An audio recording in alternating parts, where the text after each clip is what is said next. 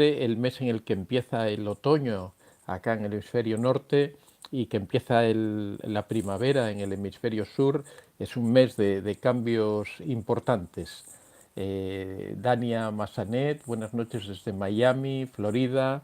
Selina García desde México, Estela Evantia. Hoy tenemos un tema muy interesante que se trata de cómo el narcisista usa la psicología oscura. Bueno, en principio vamos a explicar un poco qué es esto de la psicología oscura, en qué consiste, y después vamos a ver cómo el narcisista aplica esta psicología. Ya sabéis, porque bueno, últimamente se están incorporando muchas personas nuevas al directo, al en vivo. Ya sabéis que podéis ir dejando los comentarios en el chat que tenemos aquí a nuestra disposición, y después vamos a ir respondiendo a las preguntas que me vayáis haciendo dentro de lo posible, de lo que alcance, porque lo que ocurre es que son ahora muchísimas preguntas las que aparecen, y bueno, intentaré ir respondiendo el mayor número posible de preguntas. También recordaros que es importante que deis al me gusta, porque eso hace que más personas reciban la comunicación de que estamos haciendo el directo, el en vivo, que YouTube le dé mayor relevancia, que es como se conoce esta forma y eso hace que se difunda más el contenido del canal. Así que os agradezco a todos aquellos que lo deseéis, que deis al me gusta, porque eso va en beneficio del canal y de todos. Así que nada, vamos a comenzar. Como ya sabéis, ahora comenzamos desde el principio, nos saltamos un poquitín los saludos y las preguntas en esta primera parte y las dejamos para el final. Así que nada, vamos a pasar al asunto, que ya digo que es un tema realmente muy interesante, que es el tema de la psicología oscura.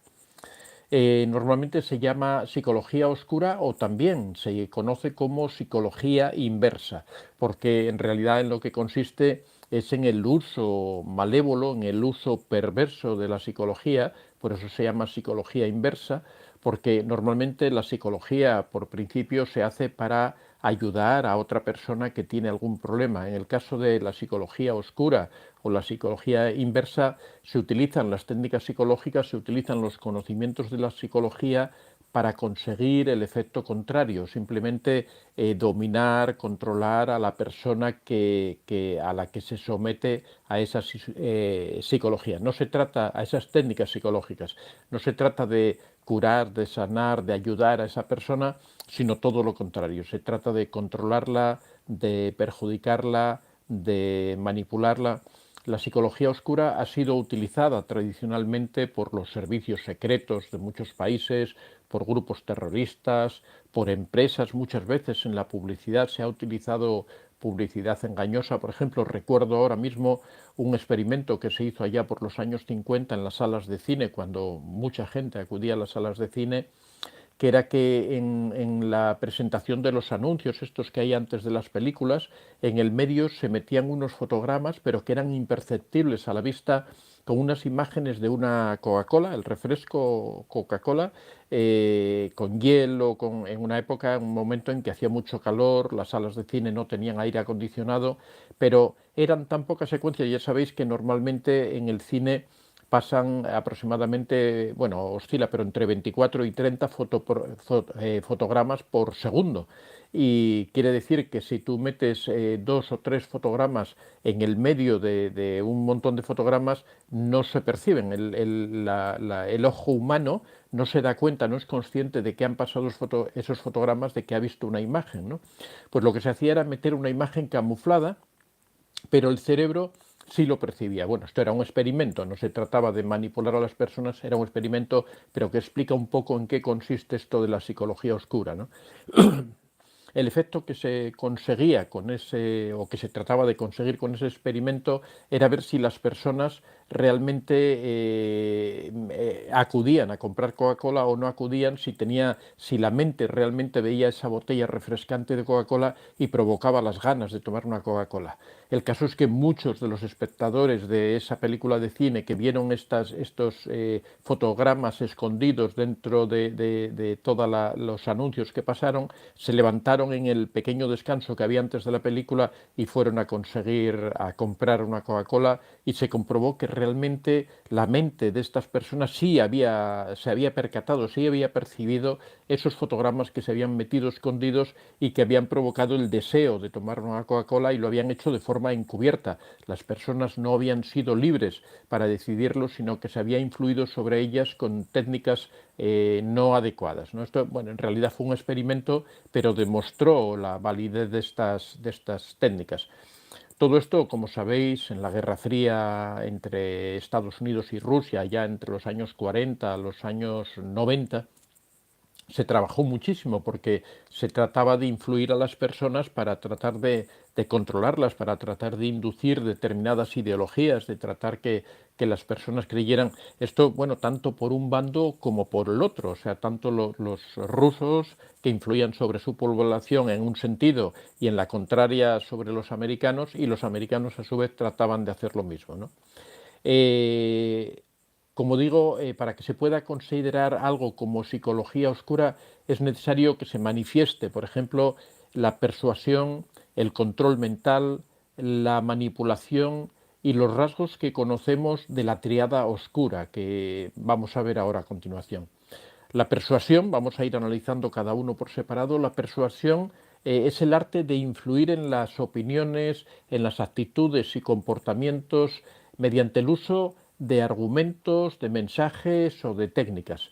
La persuasión puede tener, por supuesto, fines positivos o fines negativos, dependiendo de las intenciones o de los valores del persuasor. Por ejemplo, la publicidad debería ser persuasión. Yo te hablo de las ventajas que tendrías si consumes un determinado producto, en lo que te puede beneficiar, de las bondades que tiene un determinado producto. Pero en el caso de la persuasión se deja que la persona decida al respecto qué es lo que quiere elegir. Pero ¿por qué la persuasión puede ser mala o puede ser buena? Porque, por ejemplo, si nosotros ante una persona solamente exponemos reiteradamente las cosas malas, sabemos que esa persona finalmente va a tomar una decisión contraria a eso que le proponemos. Sin embargo, si solamente exponemos las características buenas, es muy fácil que esa persona tome una actitud positiva respecto a ese producto. Ahí, por ejemplo, en el caso de la persuasión, se demuestra que también puede haber buena o mala intención, porque yo puedo exponer, normalmente la persuasión se trata de convencer, ¿no? Pero puedo hacerlo de forma que la persona tenga mayor libertad. Si yo le oculto parte de la información cuando la facilito, realmente estoy manipulando la opinión de esa, o estoy y conduciendo la opinión de esa persona a la que trato de persuadir.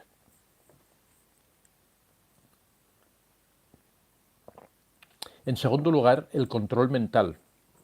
Consiste en alterar o dominar, perdón, la mente de otras personas usando métodos coercitivos, engañosos o técnicas psicológicas adecuadas para ese tipo de control mental. Normalmente los que ejercen el control mental suelen ser grupos políticos, grupos religiosos, determinadas empresas comerciales, o incluso hay motivos personales, ¿no?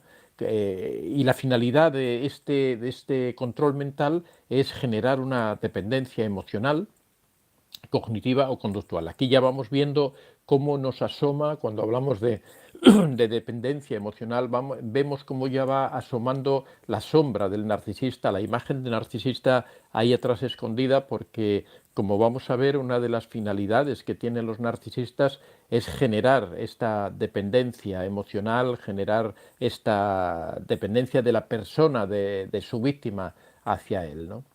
En tercer lugar, tenemos la manipulación.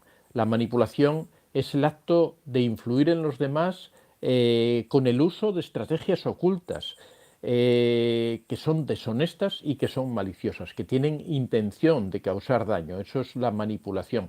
Mientras que en la persuasión lo que tratábamos era de que la persona tomara una decisión que a nosotros nos interesara, y era mala en el sentido en que nosotros la conducíamos para que la decisión fuera la que nosotros quisiéramos y no la que quisiera esa persona. En el caso de la manipulación ya existe una intención de causar un daño sobre esa persona, de perjudicar a esa persona.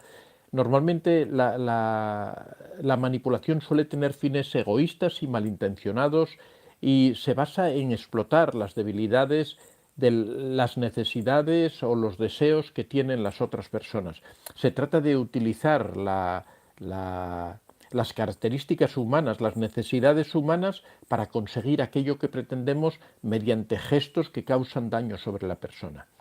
Y en último lugar, las características o los rasgos de la tríada oscura también se presentan en este caso en la psicología oscura, que significa que son un conjunto de tres rasgos que se caracterizan por la falta de empatía, la tendencia a la explotación y la visión crítica o despreciativa de los demás. Cuando se dan estos tres rasgos, hablamos de que se presentan los rasgos de la tríada oscura. Ya sabéis que la tríada oscura son los rasgos que suelen tener en común los narcisistas, los psicópatas y los sociópatas. A este grupo también se ha añadido ya posteriormente los maquiavélicos, ¿no? Aquellos que maniobran en la oscura con técnicas de manipulación escondida para conseguir que las personas hagan lo que ellos quieren que hagan, ¿no?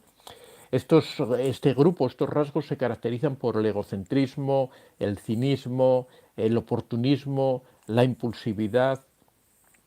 Normalmente este tipo de psicología, en principio, bueno, la psicología, como he comentado, en principio debe estar enfocada hacia el bien, debe estar enfocada hacia la ayuda de los pacientes, de las personas que sufren, que tienen problemas. Lo que ocurre que en estos casos es que se le da vuelta al objetivo y lo que se trata es de controlar y de manipular a las personas. Esto parece una cosa rara, no parece una cosa de magia, de negra, pero sin embargo está ocurriendo cada día. Por ejemplo, si se supone que el psicólogo está hecho para ayudar al paciente, uno de los dilemas éticos que se presentan habitualmente en la psicología es que ocurre, por ejemplo, con los psicólogos en las empresas, ¿no? Los psicólogos en las empresas, por ejemplo, cuando hacen las evaluaciones para un puesto de trabajo, normalmente si deciden que esa persona no está capacitada o no está preparada después de haber pasado una serie de test psicológicos o de pruebas psicológicas y deciden que una persona no está preparada, lo que han estado es usando la psicología para perjudicar a esa persona a la que han evaluado, a la que han examinado, cuando el objetivo en realidad de la psicología tiene que ser el contrario, ¿no? En este caso ellos estarían defendiendo los intereses de la empresa, pero la empresa no es su paciente, la empresa es su cliente. Entonces hay que diferenciar muy bien claramente todo esto. Por eso a veces, para no emplear una palabra tan fea como puede ser psicología oscura, se emplea el término psicología inversa, ¿no? Como diciendo, bueno, empleamos la psicología en otro ámbito, ¿no? En otra, pero bueno, todo lo que sea catalogar, evaluar a las personas que resulte en detrimento, en perjuicio de esas personas, realmente podemos considerarlo que es una psicología inversa o una psicología oscura, y ahí entraría la mayor parte de este tipo de prácticas en las empresas. Por ejemplo, también otro aspecto es la publicidad. Cuando la publicidad simplemente se limita a hablar de las ventajas que tiene un producto, bueno, podemos hablar de una publicidad blanca, una publicidad sincera, ¿no? Pero cuando utilizamos técnicas, por ejemplo, os habéis fijado que siempre cuando se anuncia un perfume suelen ser personas atractivas, suelen ser personas que viven en entornos lujosos, que tienen un sistema de vida, un tipo de vida que desprende elitismo, que desprende clasismo, que nunca vemos a una persona pobre en un anuncio de perfumes, ¿no? La finalidad que tiene todo eso es de presentarnos un modelo, se llaman anuncios aspiracionales, ¿no? Las personas deseamos mejorar, deseamos vivir esa vida loca, esa vida rica, esa vida con recursos, y lo que la publicidad nos vende es que si utilizamos ese perfume, de alguna forma estamos acercándonos a ese tipo de vida, estamos aproximándonos a ese tipo de vida. Normalmente detrás de todo estos anuncios de publicidad existen psicólogos que están haciendo estudios detrás para ver cuáles son las motivaciones humanas y cómo manipularlas y cómo controlarlas. Vamos a ver ahora las técnicas que normalmente utiliza la psicología oscura, que son las que permiten controlar a las personas, que permiten manipular a las personas. Al final vamos a ver una aplicación concreta que hace el narcisista dentro del del ciclo narcisista para que las personas vean a dónde vamos con toda esta introducción que estamos haciendo sobre la psicología oscura. Al final lo que queremos es que cuando expongamos una de las técnicas que utiliza el narcisista, muy clara y muy concreta, de cuando pasa del enamoramiento a la devaluación para que la víctima no se escape, no huya corriendo, vamos a verla al final de esta breve exposición. Las técnicas que normalmente utiliza la psicología oscura, como decimos, son técnicas que la finalidad que tienen es influir, manipular o engañar a otras personas para obtener ventajas o beneficios de esas personas, ¿no? Todo esto se basa en el conocimiento de la naturaleza humana, de las emociones, de las motivaciones, de las vulnerabilidades que tienen las personas, y lo que se busca es influir en sus decisiones o en sus acciones, ¿no? Los principios que utiliza la psicología oscura son los siguientes. El primero es el principio de escasez, que consiste en crear la sensación de urgencia, de exclusividad de la oferta, para que el otro sienta que debe aceptarla antes de que pierda la oportunidad. Esto es lo típico cuando tú ves una oferta, por ejemplo, las rebajas. ¿Por qué se pone una fecha límite de rebajas? Porque a medida que se vaya acercando la fecha límite de rebajas, nosotros sabemos que se va a terminar esa oportunidad, y además, en cuanto más se aproxima esa fecha, sabemos que hay menos tallas, sabemos que hay menos colores disponibles, sabemos que la oferta se va limitando, que a medida que se aproxima esa fecha se va limitando. Esto aplicado al narcisista, tenemos en el enamoramiento, por ejemplo, que el narcisista mete mucha presión, obliga a la persona a aceptar determinadas cosas, a llevar un ritmo trepidante en la relación, a tener relaciones sexuales, por ejemplo, muy rápido, a comprometerla muy rápido, a hacer promesas de futuro, de muchas cosas muy rápido, y todo esto aquí opera este principio de la escasez, que es sencillamente tienes la oportunidad de encontrar a la persona de tu vida ahora, en este momento, no la dejes pasar.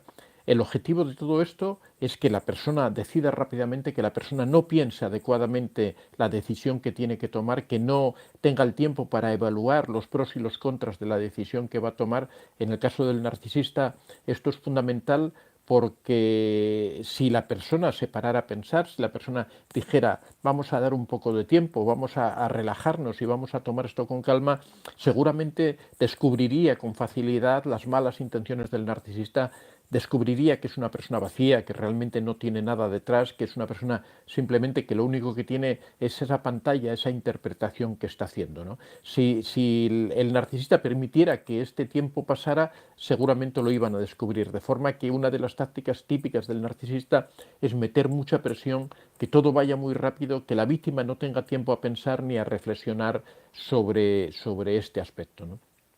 La segunda técnica o la segunda estratagema es lo que se conoce como el efecto halo. El efecto halo se trata de dar una imagen positiva y atractiva de esa persona, proyectar hacia las otras personas, para que esa persona a la que se le trata de influir con el efecto halo confíe y se deje guiar por las opiniones. Esto el narcisista lo consigue, pues, por ejemplo, con la cantidad de regalos, con todo lo que habla, las cosas que te cuenta, que es una persona maravillosa, que tiene estudios, que ha hecho tales cosas. El narcisista, en ese primer contacto, en ese enamoramiento, solo habla cosas maravillosas de sí mismo, trata de proyectar una imagen de sí mismo que le dé este halo de persona maravillosa, de príncipe azul, de la media naranja, es amable, es cortés, y todo esto, por supuesto, metido con la presión esta del principio de la escasez, pero también lo que trata es de crear una imagen que después es la imagen que se va a perpetuar en la mente de la persona. Cuando hablábamos eso de la disonancia cognitiva, de esa imagen que tiene la persona, y que permanentemente la víctima va a querer volver a esa situación. Esto al final lo vamos a ver en esta técnica que, como digo, vamos a explicar más en profundidad, y que el narcisista aplica en estos primeros momentos de la relación.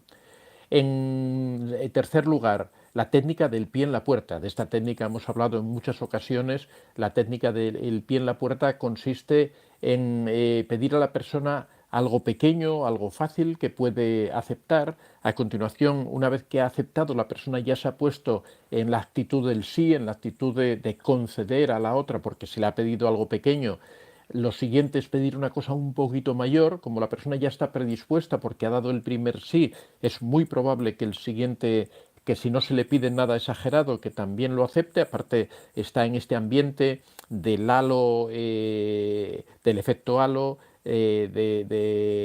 el principio este de la escasez, de esa presión. Lo normal es que la tendencia de esa persona sea a seguir diciendo que sí, a seguir aceptando eso que se le está proponiendo. El narcisista lo que va a hacer es ir poco a poco, ir argumentando, ir proponiendo cosas y que la persona poco a poco vaya diciendo que sí cada vez a cosas más importantes, sin darse cuenta. Cada vez se va viendo arrastrada, se va viendo comprometida, se va viendo obligada a aceptar, a decir que sí. El nombre de esta técnica viene. Antiguamente los vendedores a puerta fría, cuando llegaban, decían siempre que lo primero era conseguir un primer sí, ¿no? Podrías preguntarle, hoy hace buen tiempo, podrías decirle. Entonces la persona dice, sí, sí, es cierto, hace buen tiempo, ya has conseguido el primer sí, ¿no? Y después ya esa es una cosa sin trascendencia. Poco a poco vas obligándola a que vaya aceptando las premisas que tú le propones. Esto es como que poco a poco vas empujando la puerta y la puerta poco a poco se va abriendo. Por eso se dice que la primera afirmación es el pie que pones para que la puerta no se te cierre del todo, para que la persona no renuncie a escucharte, ¿no? Una vez que ha aceptado el primer sí, la puerta poco a poco se va a ir abriendo cada vez más. En cuarto lugar está la inversa, que se llama la técnica de la puerta en la cara.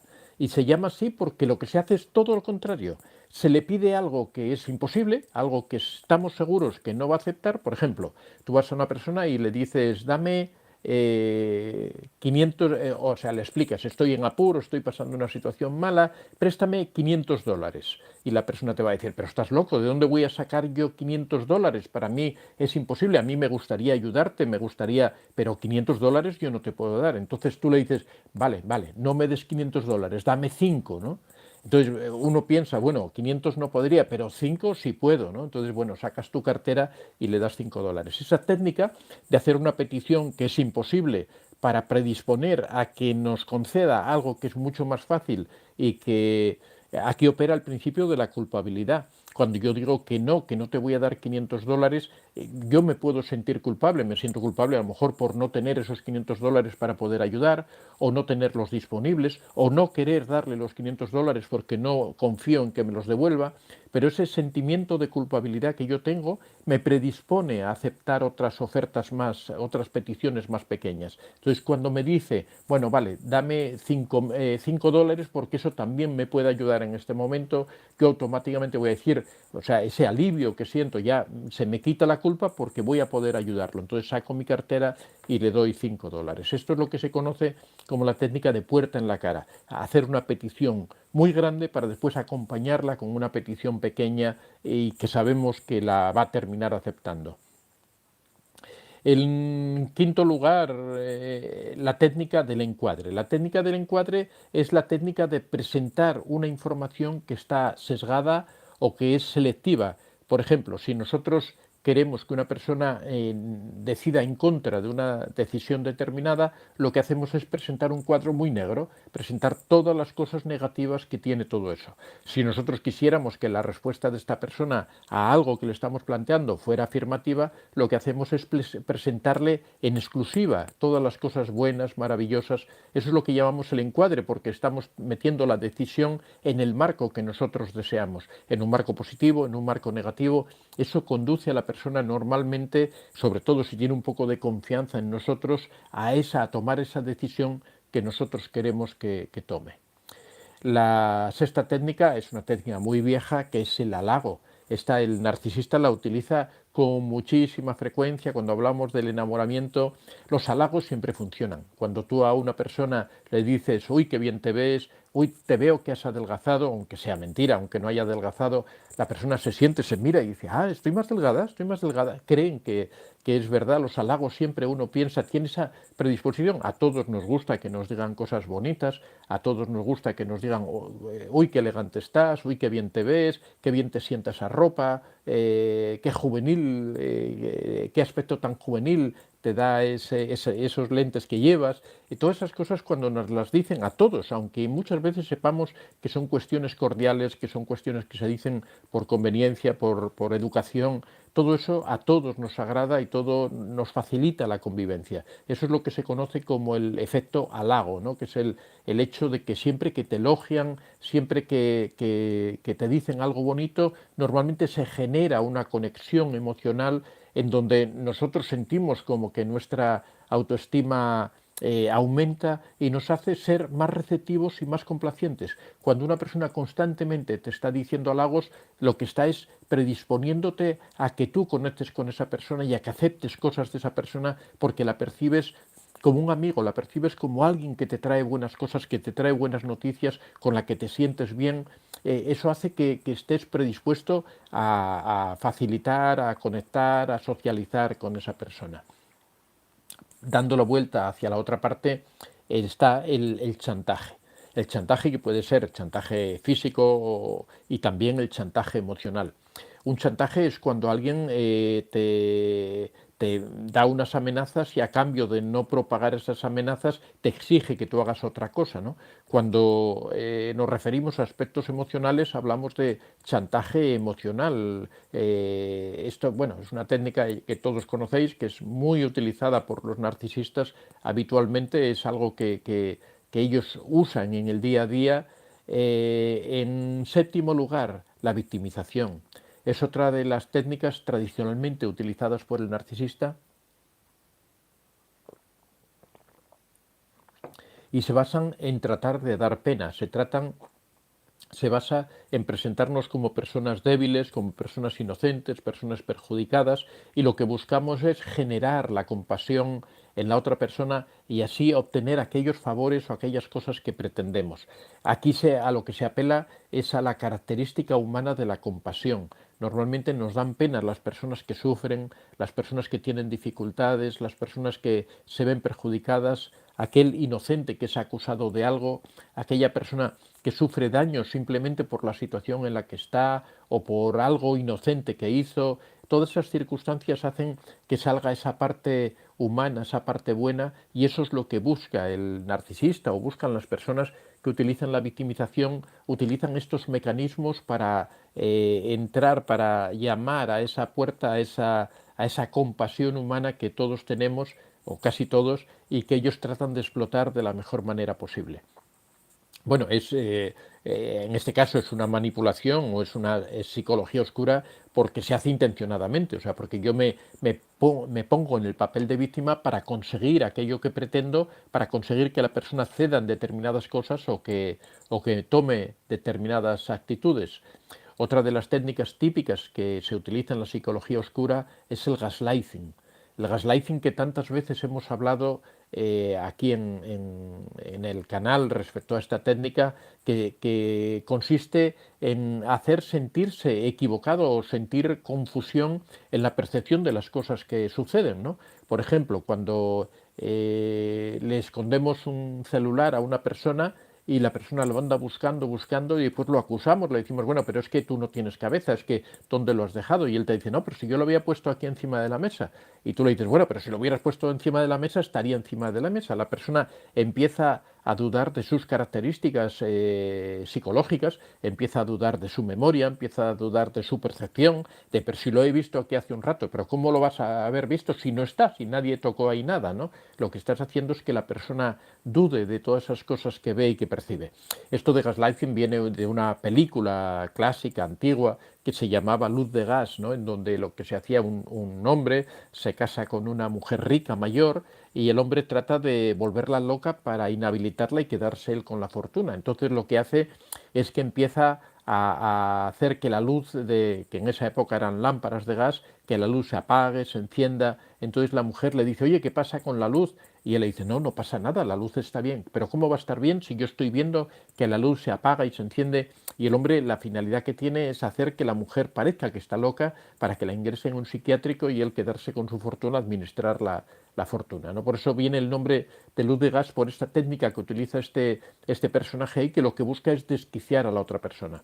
Esta es una técnica habitualmente muy usada por los narcisistas en muchos sentidos. Lo que hacen es tratar esto se emplea también no solo en la percepción por los sentidos, sino también en las opiniones. Por ejemplo, cuando un hombre o una mujer, ¿no?, llega con olor, perdón, llega con un olor a un perfume que normalmente no utiliza, y la mujer trata de acusarlo, es que has estado con otra mujer, es que... y entonces se le dice, pero tú estás loca, pero ¿cómo mi perfume si yo no huelo a ningún perfume? Todo esto tú te lo estás imaginando, todo esto son fantasías tuyas, es que los celos te hacen ver cosas donde esas cosas no existen.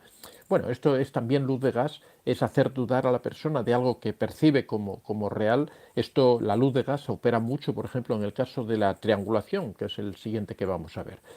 Y ya el último rasgo que vamos a ver, o la última técnica, hay muchas más, ¿no?, pero la última que vamos a ver así importante que se utiliza en la psicología oscura normalmente es la triangulación.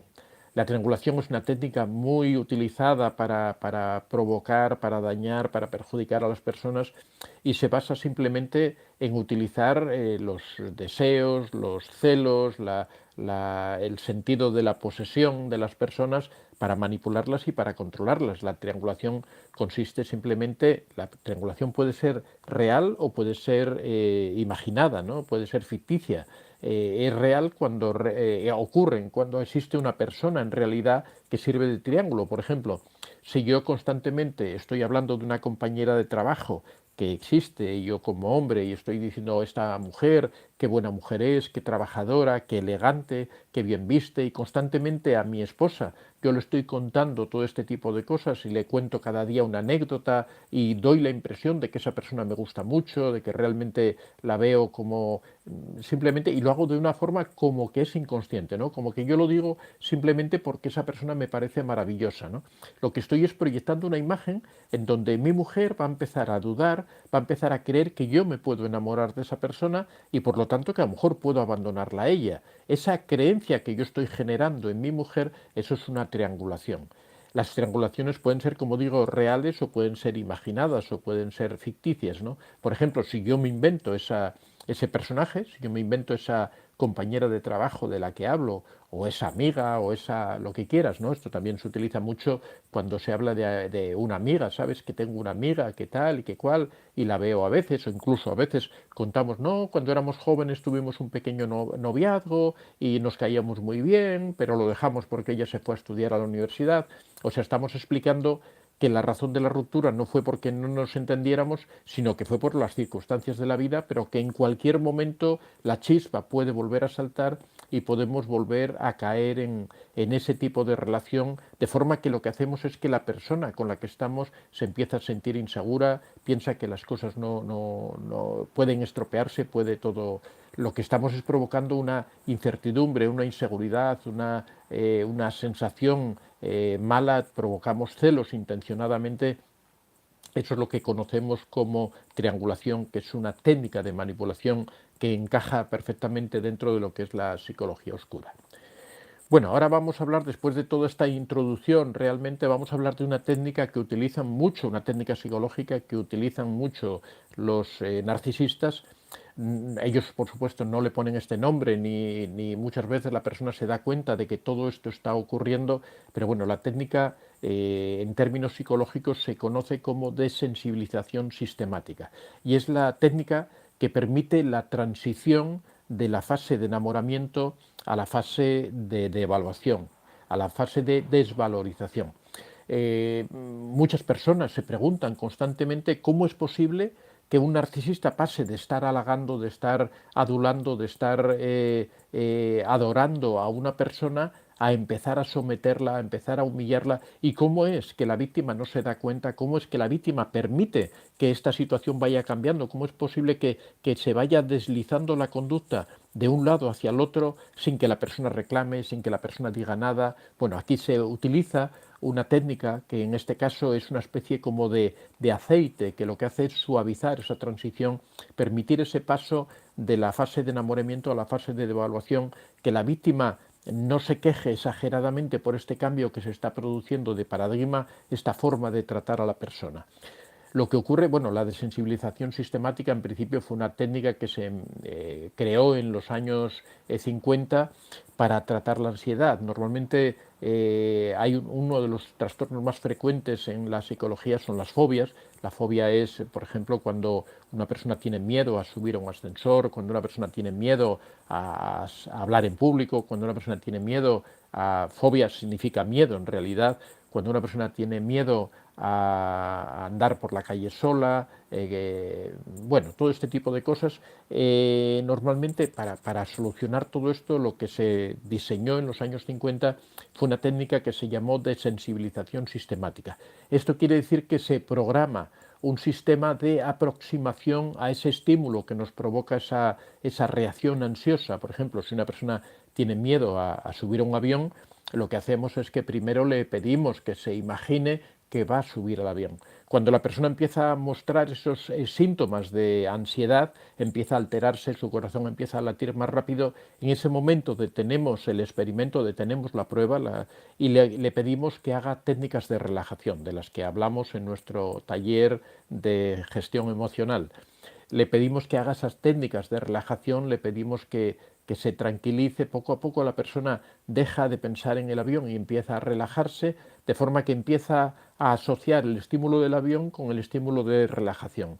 Le pedimos de nuevo que vuelva a pensar en el avión y cuando se vuelve a poner nervioso volvemos de nuevo a practicar la relajación. Con todo esto vamos consiguiendo poco a poco aproximar a esa persona a eso que le produce fobia. Más adelante pues se simula un avión con unos asientos donde la persona entra, se sienta, la persona sabe en todo momento que el avión es artificial, que el avión no va a despegar, pero le permite ir sobreponiéndose a esa imagen de sentarse en un avión sin sentir angustia. Ya finalmente las pruebas, los ejercicios se realizan sobre un avión real que no va a despegar. Después ya, bueno, entendéis el proceso, es ir aproximándose poco a poco, de forma que poco a poco se va venciendo esta fobia, la persona la va superando.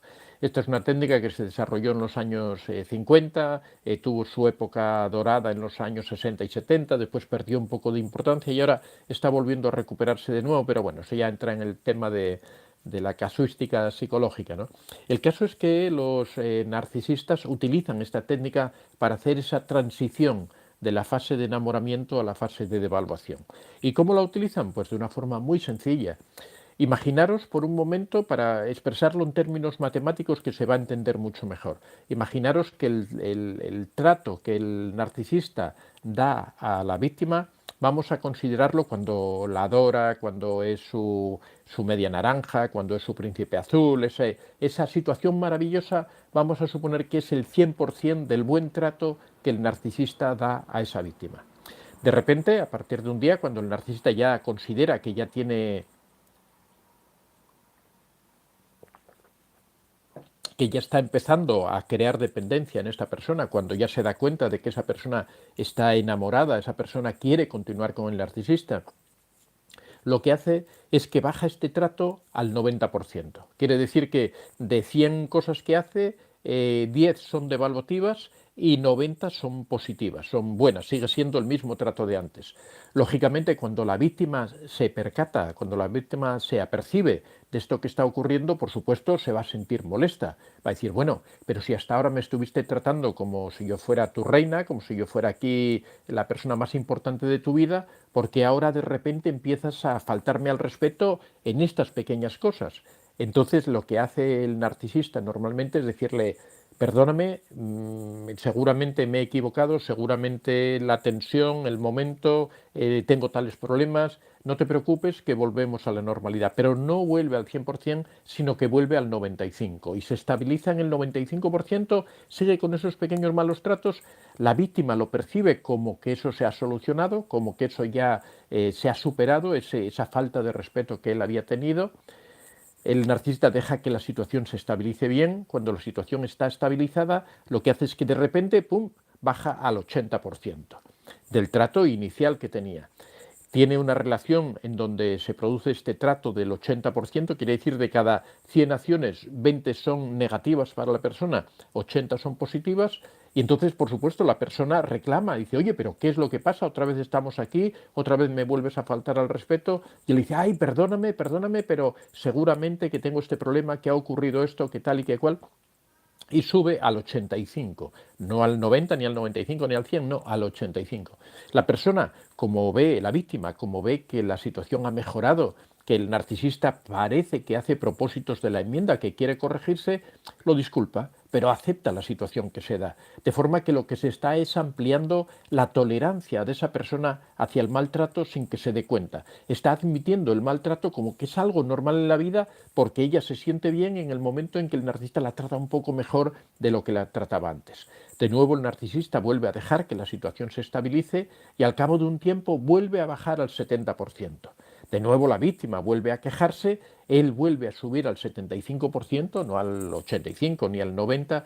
Lo que está logrando es que poco a poco el maltrato se vaya metiendo en la vida de la víctima lo va aceptando poco a poco, lo va considerando como algo normal. También aquí existe pues otra serie de mecanismos psicológicos que interactúan y que el narcisista lo sabe, como es la disonancia cognitiva, como es la capacidad de las personas a aceptar determinadas situaciones aunque no te desagraden con la finalidad de obtener un bien mejor. La persona valora la relación con el narcisista como algo maravilloso, que es lo que ha conocido, entonces está dispuesta a someterse a determinados sacrificios, a determinados esfuerzos, a determinadas condiciones para lograr eso que le parece maravilloso, de forma que a pesar de que ve que el narcisista va cambiando, lo va a ir aceptando porque tiene esa idea de esa imagen que el narcisista proyecta, esa disonancia cognitiva, esa cosa que después no le va a cuadrar que se está produciendo, pero va a encontrar justificaciones siempre cuando algo nos gusta y queremos estar en algún lugar, aunque haya alguna situación mala, vamos a poder superarla.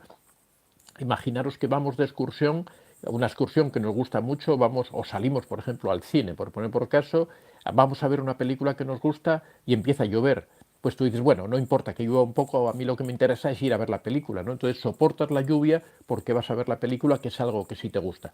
Estos son mecanismos de psicología inversa, por supuesto, que el narcisista conoce, que el narcisista sabe que existen, con lo cual la persona va aceptando todo esto poco a poco, la persona va cayendo en esta tolerancia, va aceptando esas situaciones que se van dando y va aceptando el maltrato. Esto, por supuesto, se va prolongando a lo largo del tiempo. A veces, dependiendo un poco de las personas, este proceso se acelera más o va más lento. De eso depende un poco de cómo la tolerancia que tenga la persona hacia el maltrato. Hay personas que son muy empáticas y eso favorece al narcisista, porque al ser muy empáticos, cuando el narcisista se disculpa, cuando el narcisista pone razones, cuando el narcisista se victimiza, normalmente lo que ocurre es que la víctima actúa de una forma muy empática, aceptando todo eso que está diciendo el narcisista y aceptando el maltrato, asumiéndolo en su vida diaria. Lo que estamos haciendo es permitiendo que todo ese maltrato vaya entrando en nuestra vida, todo eso se va deteriorando, deteriorando, deteriorando.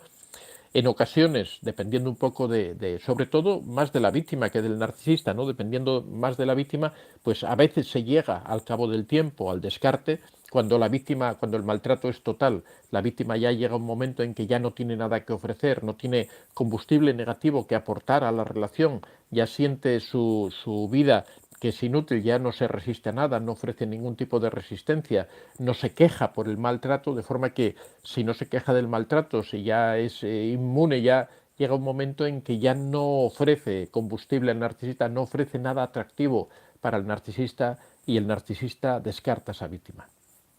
No siempre llega a cabo el descarte, ¿no? Hay ocasiones en que el descarte no se produce, hay relaciones de 40, 50, 60 años con un narcisista y ahí se mantienen, ¿no? Pero eso ocurre porque muchas veces la víctima es muy resistente, la víctima sigue proporcionando combustible narcisista, la víctima sigue ahí resistiendo, aguantando, tiene un carácter fuerte y a pesar de que es empática y de que tiene todas esas características que le hacen ser víctima del narcisista, pero no acaba de derrumbarse, sigue peleando, sigue luchando, sigue enfrentándose con el narcisista, sigue peleando. Esas personas precisamente que tienen esas grandes cualidades de tener esa fortaleza, eso es lo que hace precisamente que el narcisista no las descarte porque le siguen proporcionando combustible negativo, porque siguen siendo el soporte para el narcisista.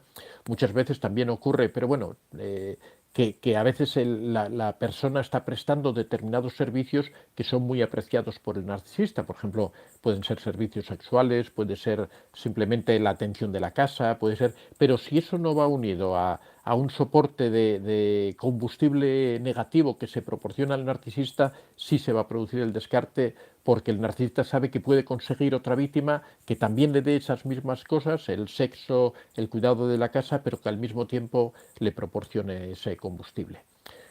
Como veis, prácticamente toda la conducta del narcisista o la conducta de las personas tóxicas está dentro de lo que conocemos como psicología inversa o psicología oscura, que quiere decir que utilizan todos estos mecanismos que existen, que teóricamente deberían ser de ayuda, todas estas técnicas psicológicas que normalmente deberían utilizarse para ayudar a las personas. Como digo, la desensibilización sistemática se creó para tratar de ayudar a las personas a superar las fobias, y sin embargo el narcisista lo que hace es utilizar esa desensibilización sistemática para hacer que la persona soporte el maltrato, para hacer que la persona se vaya humillando cada vez más y vaya siendo más receptiva al maltrato que se le da.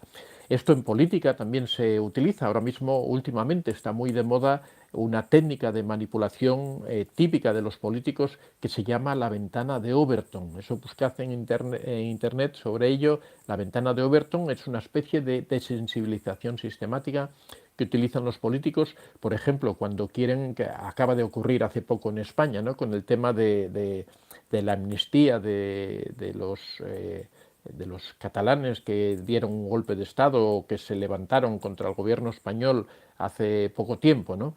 ¿En qué consiste la ventana de Overton? Que, como digo, es una técnica manipulatoria que utilizan los gobiernos. Pues significa plantear una cosa que es exagerada y después quitarle un poco de importancia, volver a plantearla de nuevo, quitarle un poco de importancia, volver a plantearla, de forma, se llama la ventana de Overton, porque se va creando un marco de referencia en donde cosas que nos parecían inaceptables, poco a poco empezamos a aceptarlas. Como se va planteando constantemente, las personas hablan a favor, hablan en contra, es un tema que se va haciendo habitual.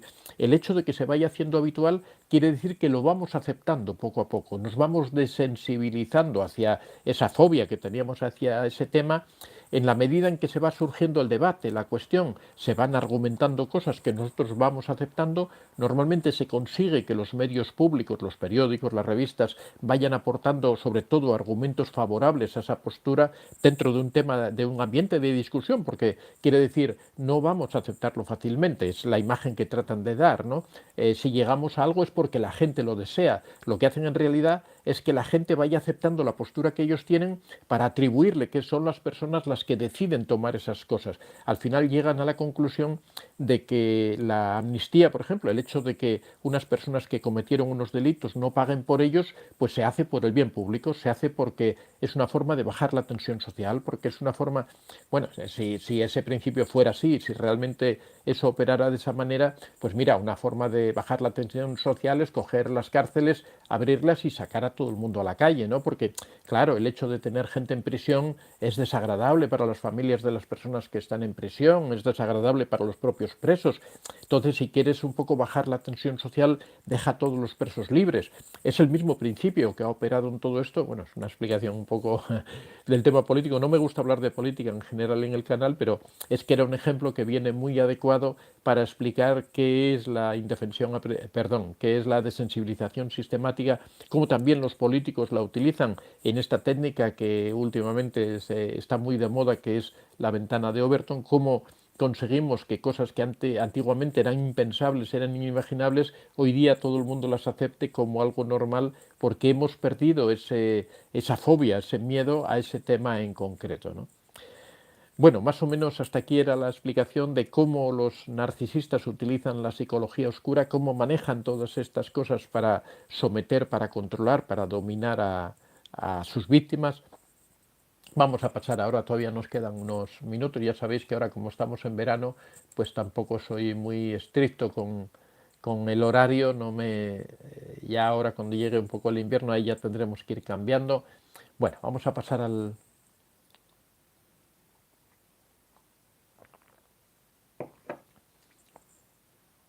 Como os comentaba últimamente, vamos a saltar un poco los saludos. Bueno, ayer quiero hacer una mención que ayer alguien puso una frase de esas que cuando se dicen suena algo ridículo, algo desagradable, algo feo. Bueno, una persona me mandó un correo, le doy las gracias para advertirme de que eso era en realidad una trampa verbal, ¿no? Para que yo dijera esa frase que sonaba un poco, bueno, fea, ¿no? Y el caso es que, bueno, en realidad a mí tampoco me importa mucho, ¿no? No me molesta hacer el ridículo siquiera, ni yo sé que vosotros sabéis que son cosas que son pequeñas trampas, que hay gente, bueno, esto es hater, ¿no? En todos los canales o en los canales importantes siempre hay hater, así que de alguna manera es bueno el hecho de que haya personas que tratan de hacer esas bromas en el canal. Quiere decir que el canal llega a muchas gentes, a muchas personas, y que siempre el bromista, el ridículo, esas personas que quieren que se les ve aquí porque su nivel de autoestima es muy bajo y la única forma que tienen de que les presten atención es venir a decir tonterías aquí, pues eso significa que el canal es importante y que funciona bien. Rodolfo Monroy, bueno, Yolanda Dávila dice: hola, buenas noches, gran tema maestro, ahora tendré que hacerle una pregunta a su en vivo, son adictivos, solo estoy esperando que llegue la hora para verlos, es broma, saludos. Bueno, muchas gracias por el comentario, me encantaría que fueran adictivos mis directos para que mucha gente se reuniera, pero de todas formas, bueno, la cantidad de personas que tenemos ahora, comparado como cuando empezamos, ¿no? Que éramos 20 o 15 personas haciendo el directo, y ahora hay momentos, hemos tenido días de llegar a más de 500 personas, la verdad es que me imagino una sala con 500 personas, me parece una barbaridad. Ahora, por ejemplo, estamos como 230 o 240, me parece muchísima gente en un en vivo, pero bueno, yo estoy satisfecho y muy contento, y sobre todo la calidad de las personas que tengo, ¿no? Rodolfo Monroy, gracias a usted, don Antonio, salí de una relación psicópata, era una familia, una secta de psicópatas, me daba mucha angustia, agarré mucho odio, cuando descubrí la realidad, gracias a Dios, Dios lo cuide.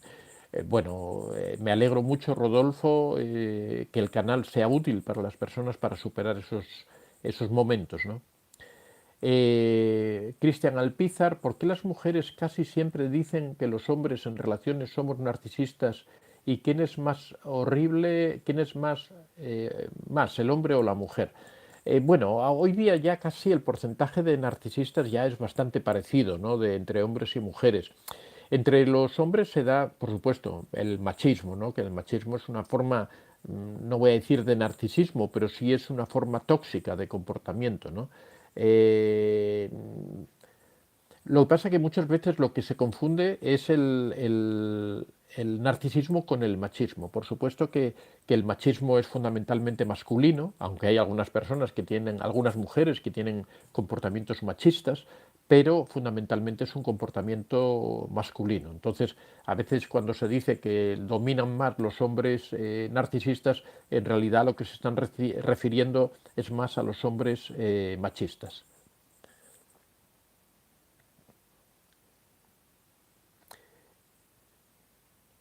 Azucena, el efecto halo es puro marketing. Sí, se utiliza mucho en el marketing.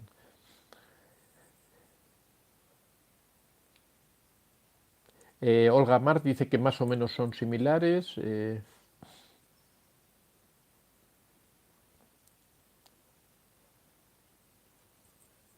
Milagro Cene, entonces no hay que comprometerse, todo es mental, ellos engañan. Sí, bueno, el problema es que la dificultad es en diferenciar, por eso utilizan estas técnicas, ¿no? El problema es diferenciar cuando estamos con una persona correcta, con una persona buena, a cuando estamos con un narcisista.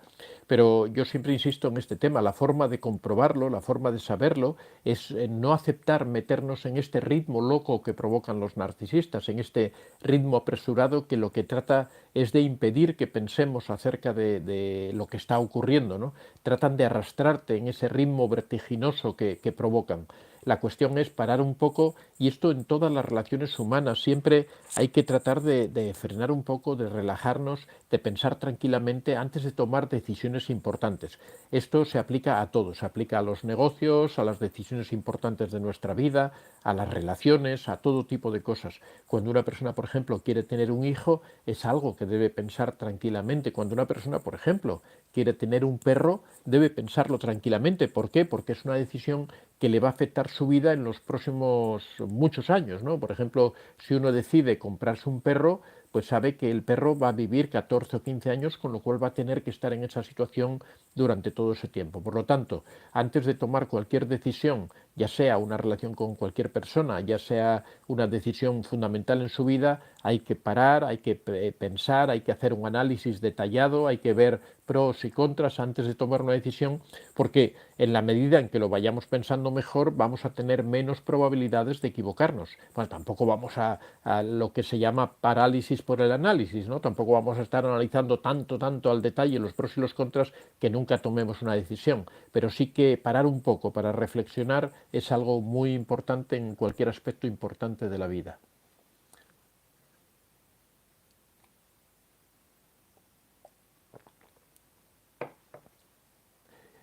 Olga Mar dice, pues sí, hasta a una estrella le gusta que le digan bella. Bueno, un refrán muy bonito, suena muy bien. Patricia, nunca creas a los aduladores, date tu tiempo para saber cómo son verdaderamente. Efectivamente, lo que acabo de comentar, muy bien, Patricia. Milagros Cene, es verdad, cuando nos dicen cosas negativas nos bajan la autoestima, y cuando nos dicen cosas positivas nosotros nos crecemos rápidamente y nos las creemos, lo que nos hace muy vulnerables a los halagos y a todo este tipo de cosas. Milagro Cene dice, tiene razón, primero llegan como inocentes y ves cómo se transforman.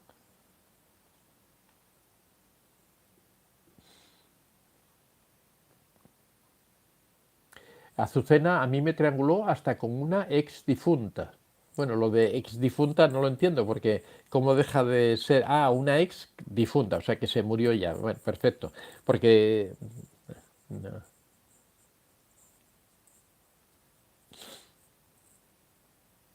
Azucena dice, pero te triangulan con personas, animales y cosas. Sí, bueno, la triangulación se da entre personas, pero bueno, también podría ser, por ejemplo, cuando te manifiestan la preferencia sobre, por ejemplo, el auto, ¿no? Que prefieren dedicarse a cuidar el auto que a cuidarte a ti, ¿no? Podría ser, pero bueno, fundamentalmente la triangulación es entre personas. Elvia Estrada, gracias por explicar tan claramente el tema de forma tan profesional. En cualquier momento nos podemos volver presa fácil de estos manipuladores. Sí, lo que nos protege de los manipuladores es la autoestima y el fijar límites. O sea, tener uno claro cuáles son sus valores, tener uno claro ocurre igual, por ejemplo, imaginaros que tú eres una persona religiosa, por ejemplo, que tienes una serie de valores humanos que van de acuerdo a tu religión. En la vida diaria sufres muchas tentaciones, ¿no? Para caer en lo que podríamos llamar el pecado, es un ejemplo, ¿no? Pero si tú tienes unos valores morales claros, sabrás distinguir las cosas que tu religión acepta de las cosas que son pecado, y obrarás en consecuencia. En la vida normal es exactamente lo mismo. Si yo tengo mis principios, tengo mis valores, sé qué cosas puedo hacer, que no, qué cosas puedo admitir de otras personas y qué cosas no, pues bueno, y trato de mantenerme tranquilo y en calma para poder analizar las cosas con serenidad, pues lógicamente va a ser muy difícil que un narcisista se meta en mi vida, porque en el momento, en principio, si yo tengo un poco de frialdad mental, no voy a permitir esas adulaciones exageradas, no voy a permitir que traten de convencerme de cosas que yo nunca he creído. Cuando algo vaya muy rápido, voy a pedir que vayan con más calma. Bueno, todo ese tipo de cosas ayuda a no caer en los brazos, en las garras de un narcisista. Azucena dice, Mar, son muy creativos en su maldad.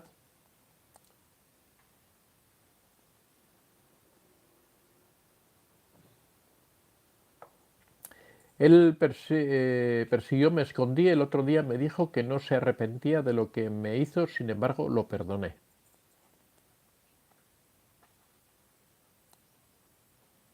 Claudia Prieto, debería haber pena capital para este tipo de gente que hace tanto daño a las personas.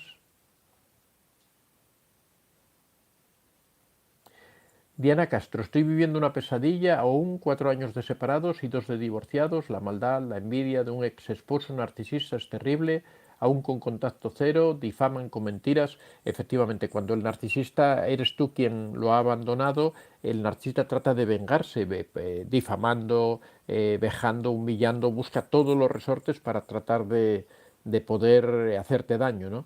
En estos casos lo mejor es tratar de alejarse lo más posible de estas personas. Si puedes trasladarte, vivir a otra ciudad, si puedes cambiar a lo mejor de barrio en el que estás, buscar la manera de alejarte de él y no estar al alcance, ¿no?, de esa persona. Morba o Momba, el mío no se disculpaba, no se disculpa, me sigue culpando y busca situaciones que no existieron. Eso es su manera de volver. Yo no lo quiero y jamás volveré con él. Sé que no debo, pero me causa tristeza su estado. Bueno, lo que tienes que hacer es aplicar el contacto cero y coger distancia de esa persona. No saber nada de esa persona sería lo mejor para que tú pudieras sanar, porque tampoco puedes estar permanentemente triste por causa de otra persona, ¿no? Entonces sería conveniente eso, que cogieras un poco de distancia, que trataras de alejarte de esa persona. María Vélez, doctor, buenas noches, pero esto mismo me pasó. Wow, es como si usted me hubiera dicho todo esto, estoy sin palabras. Azucena, Diana Castro, con las campañas de difamación no se puede hacer nada, solo no le demuestres que te afecta, aunque te está afectando mucho. A mí me las hace mi hermano, Narci, desde hace 15 años.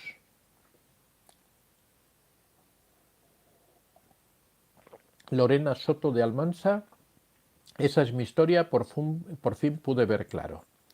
Sergio Martínez, esas personas se alimentan del sufrimiento que provocan. Efectivamente, eso es lo que llamamos combustible negativo, que es el sufrimiento que provocan en las otras personas, es lo que les hace sentirse bien, lo que les hace sentirse importantes.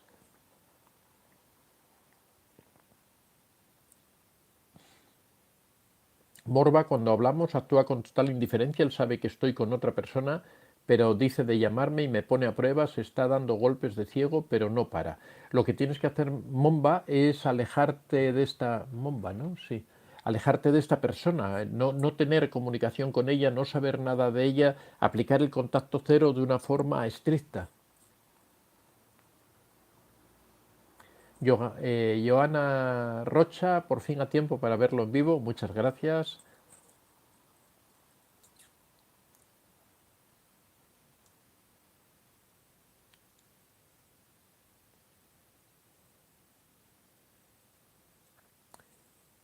Selina, un asesino, un violador, tiene una sentencia que pagan con cárcel. En cambio, un narcisista mata el alma de su víctima y continúa su vida yéndose con otra y otra, y lo peor, su familia apoyándolo. Sí, es lo que suele ocurrir, porque el daño que provocan es un daño psicológico que es muy difícil de probar y que no tiene una acusación firme ni clara sobre lo que ocurre, ¿no?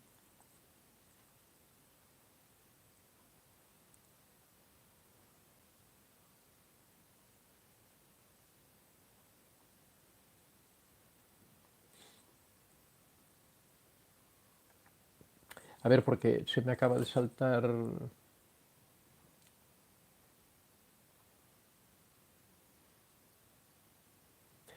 María Vélez, doctor, estoy sin palabras. Ahora mismo es mi primera vez que yo estoy en tu canal, pero me deja sin palabras. Esto mismo vivo. Bueno, sabéis que tenemos los directos lunes, miércoles y viernes de 6 a 7 de la mañana a 7:30, ahora en verano.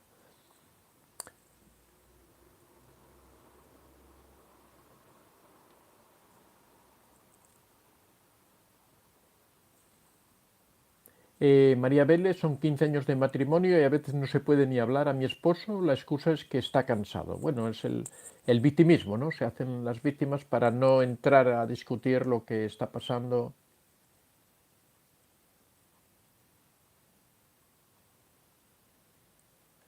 María Guerrero, el maestro aparece cuando el alumno está preparado. Muy buena frase, muy bonita. Milagro Zane, doctor, ¿cómo se sale de esto? Dígame cómo quedé como en el aire. Bueno, ¿cómo se sale? Yo tengo varios libros publicados al respecto, pero concretamente la técnica para romper este tipo de relación es el contacto cero. También tenemos otro libro que es la dependencia emocional, en donde hablamos cómo solucionar ese problema previo quizá a aplicar el contacto cero para poder romper de una forma definitiva y clara. Es muy largo de explicar, tenemos bastantes, te sugiero que sigas en el directo, que vengas a los directos, que los escuches y constantemente estamos tratando este tema y hablando sobre todo esto. Ahora sería muy largo de explicarlo. De todas formas, mis libros los podéis encontrar en Amazon, ponéis arriba en el buscador Antonio de Vicente y ahí podéis ver todos los libros que tenemos, ahí podéis ampliar mucho los conocimientos respecto a este trastorno o a cualquier tipo de relaciones tóxicas. Todo lo que, lo que decimos sobre los narcisistas sirve para todo tipo de relaciones tóxicas.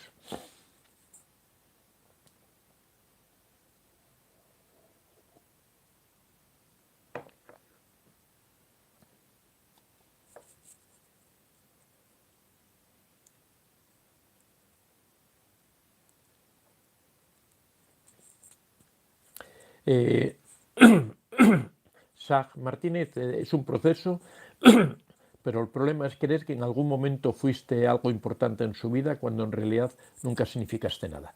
Bueno, la clave esencial de romper una relación con una persona tóxica está en darse cuenta de que realmente esa persona no nos ama, de que realmente solo nos está utilizando.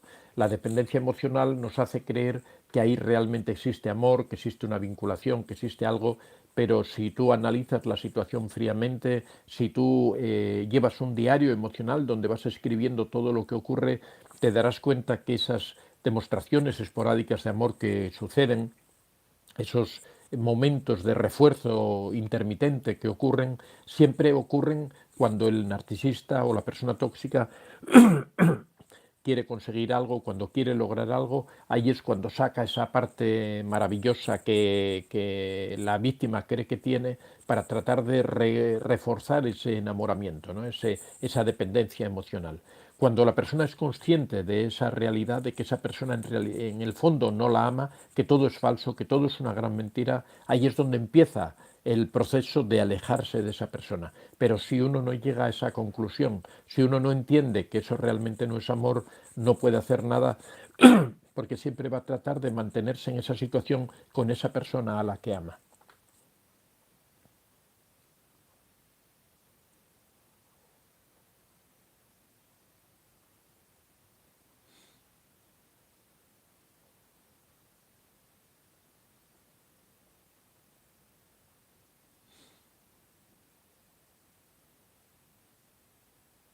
Ana Reyes dice, si no me equivoco, el narcisista tiene muy poca empatía, a diferencia del antisocial, que no existe empatía en absoluto. Bueno, donde no existe empatía en absoluto es más bien en el psicópata. El psicópata no tiene ningún tipo de empatía porque no tiene ningún tipo de emocionalidad, no comprende.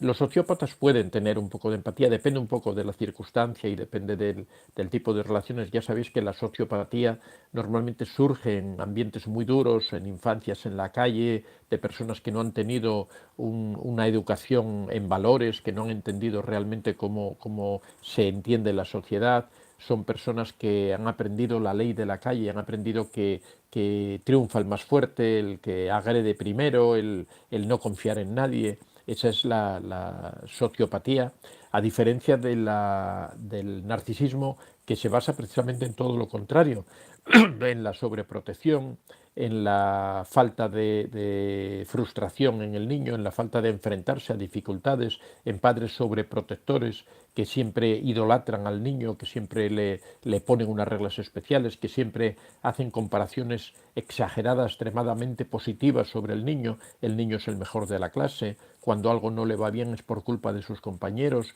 cuando tiene algún problema con sus estudios es por culpa del profesor, siempre todo es culpa de los demás y nunca del niño. Al niño se le sobreprotege, el niño es maravilloso, el niño es un dios para sus padres. En cuanto el niño se da cuenta de eso, desde muy pequeño ya empieza a manipular a sus propios padres para conseguir todo aquello que quiere, y ese es el germen, es el inicio donde surge el narcisismo, que como digo es lo opuesto, lo contrario a la sociopatía. Aunque al final de adultos van a tener muchas conductas muy similares, sin embargo el origen es completamente distinto. Respecto a la psicopatía es otro tema completamente diferente.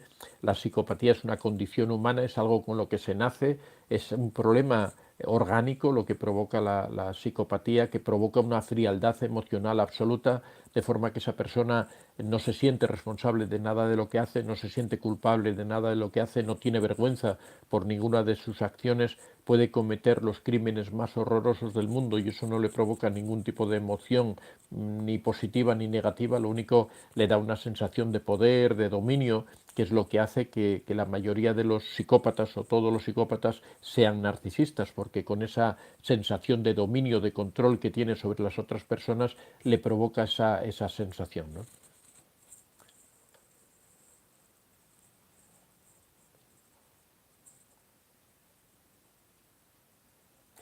Antonio Sánchez, el narcisista quiere tener el control absoluto encubierto, ¿no? Algo así como que el esclavo agradece continuamente su condición al amo.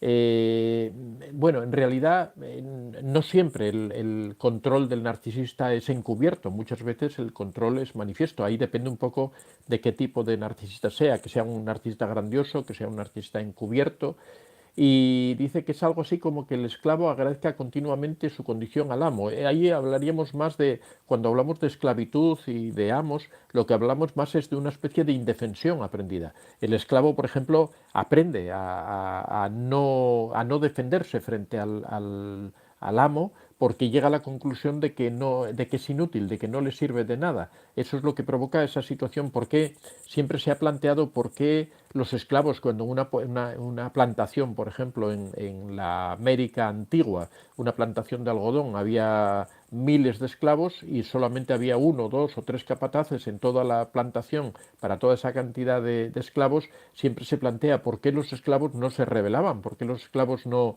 se levantaban y derrotaban a esos capataces y a ese dueño esclavista y se apoderaban de toda la plantación y todo eso. Bueno, no ocurría porque se les inculcaba desde muy pequeños la indefensión aprendida.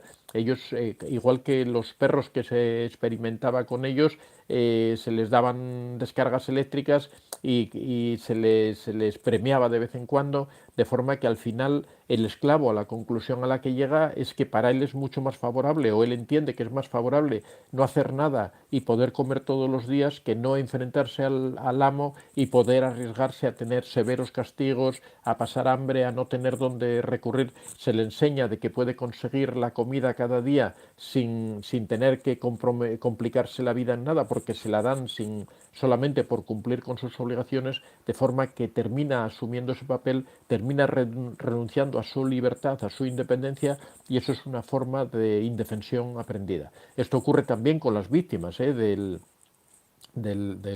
narcisista, que uno llega incluso a encontrar lógica a ese tipo de relación, llega incluso a justificar ese tipo de relación. Esto ocurre en muchas parejas, en muchos matrimonios, en donde la víctima, ya sea el hombre o la mujer, terminan encontrando justificación a esa relación de humillación y de vejación en la que viven, esa relación de abuso en la que están metidos, ¿no? Terminan encontrándole sentido precisamente porque han asumido su papel en esa relación.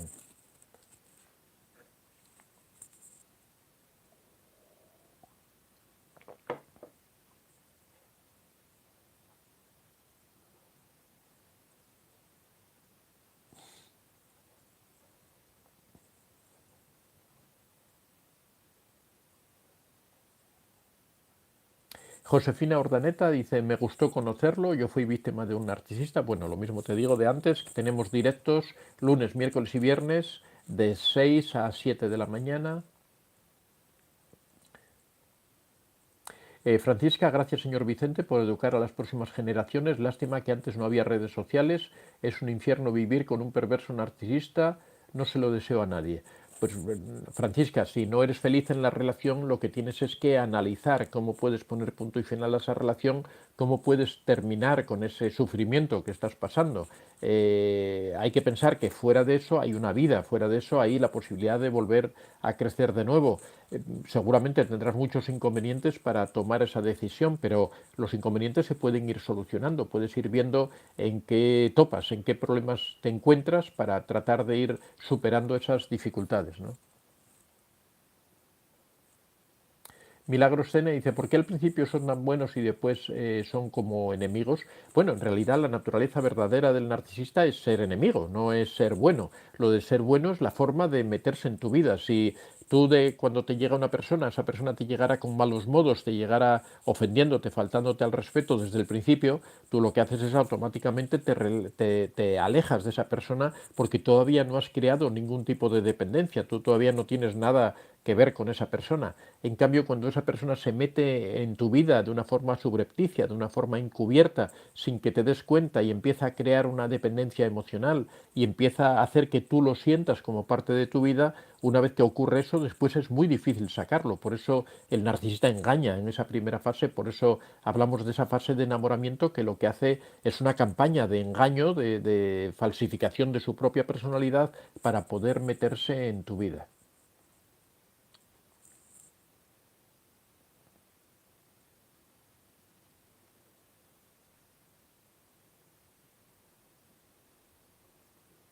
María Cristina Zalar dice, no cambia mi ex, no tiene empatía, yo estoy enferma, ni se preocupa por mí, ni a mis hijas, porque es así. Bueno, pero lo que tienes que ver es la forma de terminar con esa relación. Si estás con una persona que no se preocupa de nada, seguramente que te exige muchas cosas, te exigirá que tengas la casa preparada, te exigirá que le prepares comida, te exigirá un montón de cosas y a cambio lo único que te da son humillaciones y sufrimientos. Pues eso hay que plantearse cómo dar vuelta a esa situación, ¿no?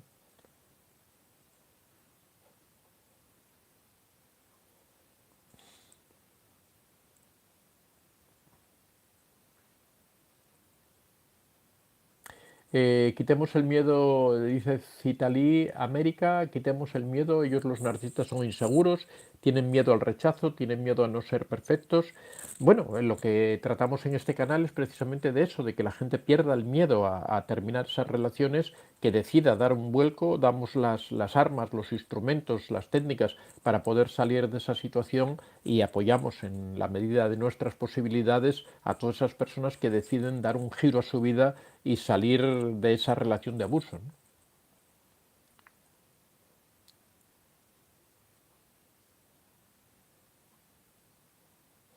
María Cristina Zalar me dijo que iría a un psicólogo porque no cambia, me dice que quiere seguir y cambiar, pero se contradice con sus acciones. Bueno, normalmente cuando dicen que quieren acudir a un psicólogo simplemente es una disculpa para conseguir que tú permanezcas a su lado. Normalmente no tienen ninguna intención de cambiar. Puedes probar a ver si cambia, pero normalmente no tienen ninguna intención. Si es que consigues que vaya a un psicólogo, en principio yo creo que no va a servir de nada porque él no tiene intención de cambiar, él está cómodo en la situación en la que está y no va a hacer ningún esfuerzo por cambiar. La única forma de terminar, de solucionar el problema del abuso de este tipo de relaciones es romper la relación. Son relaciones que ya nacieron desde un principio podridas, son relaciones que solo tienen una finalidad, que es el desequilibrio que se da, es la disimetría, la asimetría que se da en la relación, en donde hay una persona que abusa y una persona que es abusada, y esa asimetría no se puede romper, o sea, la única forma de terminar con ella es romperla, no existe ninguna otra forma de solucionarla.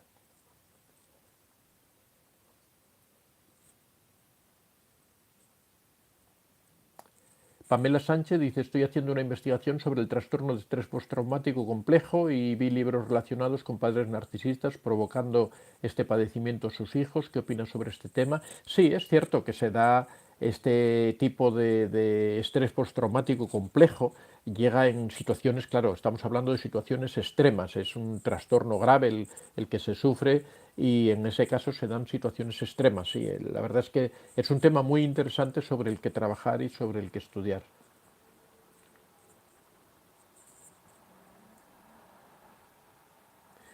Pablo X30, Antonio, saludos de Uruguay, consulta, ¿hablas otros temas también aparte del narcisismo, como por ejemplo la depresión?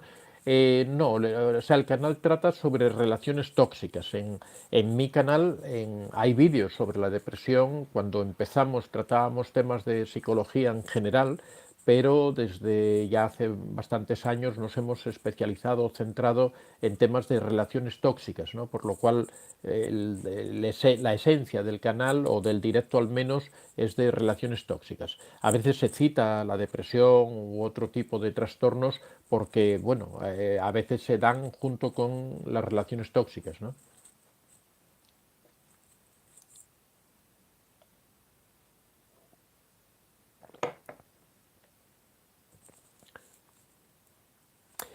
Sandra López dice, hola Antonio, yo me terminé con un narcisista, en mi caso fue una ex amiga, era tan buena, parecía un encanto, y lo peor que le brindé mi amistad, si será, me humilló tanto, no entendía su comportamiento.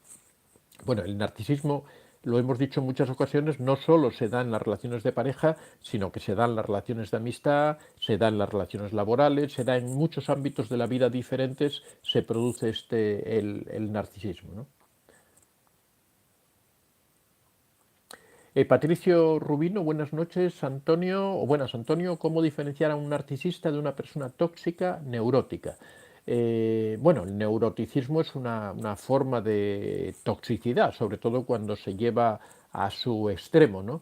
Pero bueno, en principio, porque la diferencia lo dice la propia palabra, la persona neurótica, lo que el problema de su toxicidad es que tiene conductas neuróticas, conductas, reacciones exageradas en situaciones concretas. Es muy diferente de la conducta que tiene un narcisista. Un narcisista es una persona que no tiene muchas conductas neuróticas, sino que tiene más bien conductas manipulatorias frías, que busca dominar y controlar, mientras que la persona neurótica es que le cuesta adaptarse a las diferentes circunstancias en las que está. El narcisista es muy diferente, porque el narcisista lo que trata es de tomar el control de la situación y dominar a las personas para obtener combustible narcisista negativo.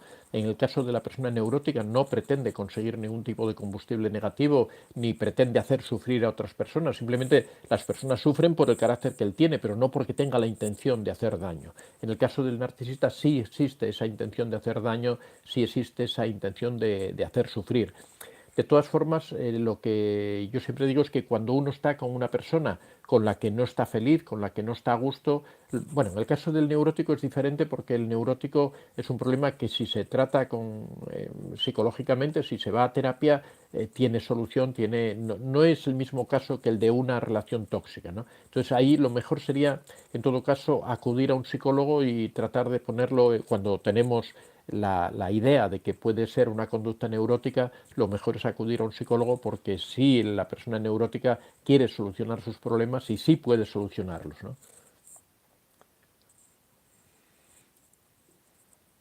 Sebastián Nielsen dice, Antonio, mi hija sufrió violencia narcisista por parte de su mamá, actualmente mi hija vive conmigo, la mamá, por poco que se comunica, sigue encontrando maneras útiles de manipularlo y hacer daño. En este caso, cuando existe este tipo de relaciones, ahí es muy adecuada. Hablamos precisamente, no sé si fue el miércoles pasado, hablamos, o el lunes, no recuerdo ahora mismo, hablamos de la técnica de la piedra gris. En estos casos, la técnica de la piedra gris es muy buena, aprender a practicarla, aprender a utilizarla para enfrentar estas situaciones. La técnica de la piedra gris es una técnica de frialdad emocional, que hace que cuando nosotros nos encontramos con estas personas narcisistas, cuando tenemos que tratar con ellas, que sirve para esos contactos esporádicos, cuando estás separado del narcisista y solo en determinados momentos te encuentras, en esos momentos tienes que exhibir una frialdad emocional, de forma que el narcisista o la narcisista no te arrastre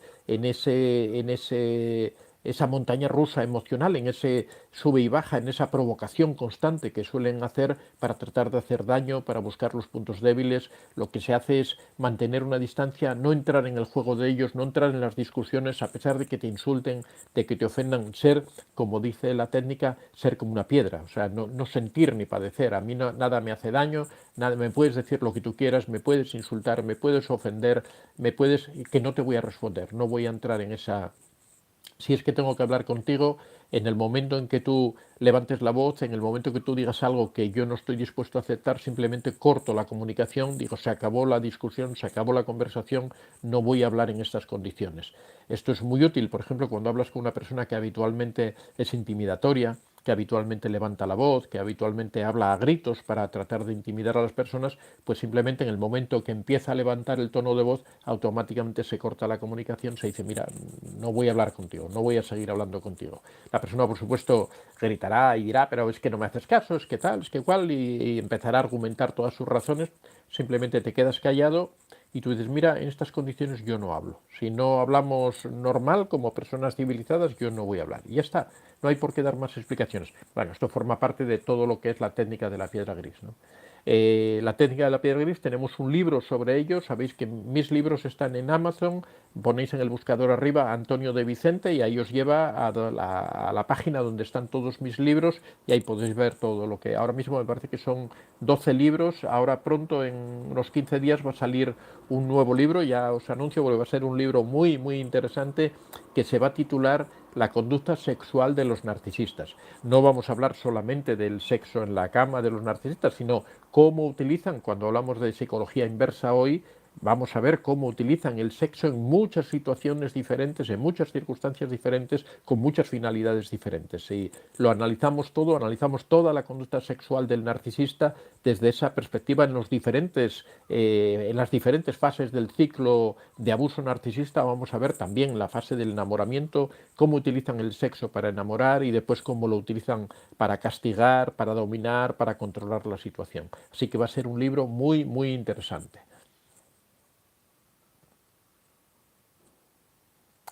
Minet García, mi madre siempre distinguió, bueno, pregunta Daniel González si me gustan los Beatles, sí, me gustan mucho. Minet García, mi madre siempre distinguió a mi hermano mayor, lo elogiaba, decía que era el bonito, el mejor, y él creció viendo el ególatra, egoísta, se cree merecedor de todo, es actualmente rico y me descartó. Bueno, posiblemente por lo que tú me indicas, posiblemente sea una persona narcisista, ¿no? Ese es el germen del narcisismo, como explicábamos antes, de la sobreprotección, de la adulación, y bueno, por lo que tú dices, posiblemente incluso te descarta que es una forma de maltrato, ¿no?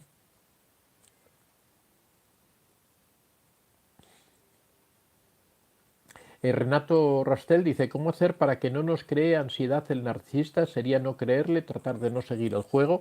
Sí, bueno, eso de no creerle, sí, por supuesto, sería un poco como aplicar la técnica de la piedra gris. Habría que ver si convives todos los días con él, si son contactos esporádicos, si se trata de un compañero de trabajo, todo eso habría que verlo para ver un poco cómo tiene que ser la relación, ¿no?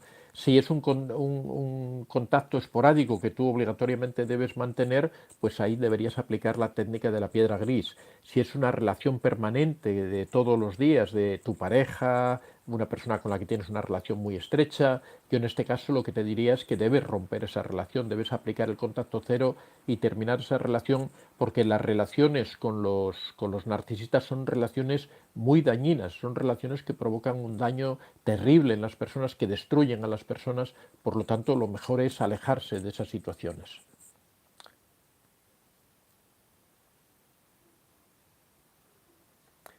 Minet García, mi padre es un narciso perverso encubierto y mi hermano mayor narciso grandioso, me humillaron y me difamaron. Lo que debes hacerte, Minet, es alejarte de esa familia. Si tú encuentras que esas personas son tóxicas y que te están haciendo daño, tienes que dejarlo atrás, olvidarte un poco de ellos, no lamentarte por perder todo eso, ¿eh? Porque muchas veces idealizamos lo que es la familia, decimos es que he perdido a mi familia, es que he perdido a mis padres, pero realmente si lo que hacen es aportarte daño, aportarte malestar, es mejor prescindir, ¿no? El hecho de dejar atrás todo eso debe ser un motivo de alegría y no de tristeza. Entonces hay que ver un poco la parte positiva, ¿no? Uno tiene que valorarse a sí mismo y lo importante es estar uno bien, estar uno satisfecho con su vida. Entonces en esos casos lo mejor es dejar ese tipo de relaciones atrás y romper con ellas y no sufrir porque se hayan roto, todo lo contrario. Si yo vivo una situación mala, me alegraré de salir de esa situación, ¿no? Rosy Terrazas me dice, me saludas y hola Rosy, ¿qué tal? ¿Cómo estás? Silvia Amor, hola, ¿qué tal Silvia? Desde Argentina, que ya vais llegando casi ya a la primavera. Azucena dice, Renato Rastel, la solución para no tener ansiedad es huir del narcisista, contacto cero, efectivamente. Silvia Amor me dice, doctor, ¿le puedo escribir su correo? Por supuesto, ahí os he dejado fijados el correo antoniodevicente24@gmail.com, cualquier consulta que me deseéis hacer. Si queréis participar en los talleres, sabéis que tenemos unos talleres, uno es de cómo fijar límites, el otro es cómo manejo mis emociones, son talleres que hemos hecho para que estén al alcance de todo el mundo, para que todo el mundo pueda hacerlos. El valor de los talleres es de 10 euros, cualquier persona puede hacerlo, tienen una duración cada taller de 4 semanas y me podéis escribir y os mando toda la información relativa a los talleres. Pedro Pérez, tengo entendido que Fidel Castro era narcisista, ¿es cierto eso?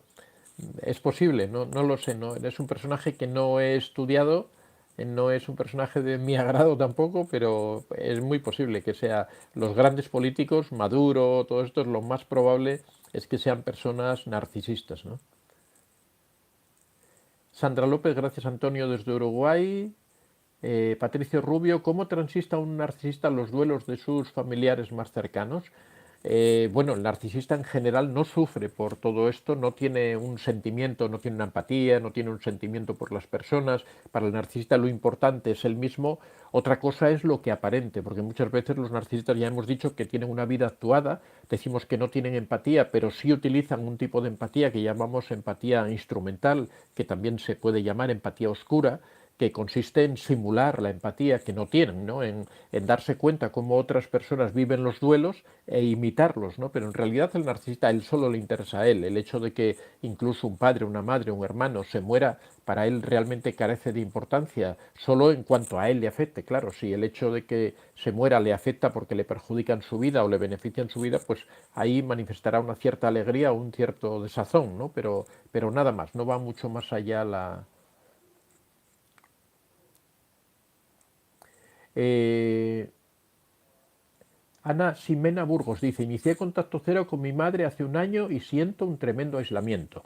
Bueno, ahí en primer lugar te recomiendo que compres mi libro Cómo se lo explico al corazón, en donde hablamos cómo reiniciar la vida después de aplicar el contacto cero. El contacto cero no es más que la primera parte de la técnica. El contacto cero es cómo rompo con el narcisista, pero después hay que reconstruir la vida, hay que volver a llenar la vida de contenido. Si tú resulta que sientes un tremendo aislamiento es porque no has sabido construir la segunda parte.